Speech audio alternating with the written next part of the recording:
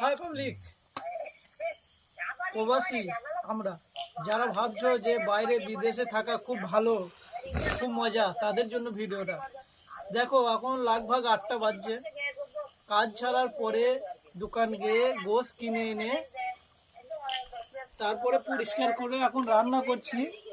এমনকি কাঠে রান্না করতে হচ্ছে, দুটো কাঠটা সাজিয়ে দিয়েছি আর রান্না করছি এই ঠিকাদারের পাটা নিয়ে টিকে।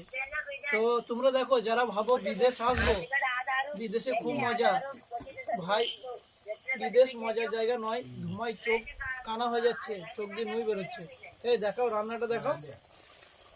তো এই হচ্ছে রান্না, চিকেন রান্না হচ্ছে আজকে।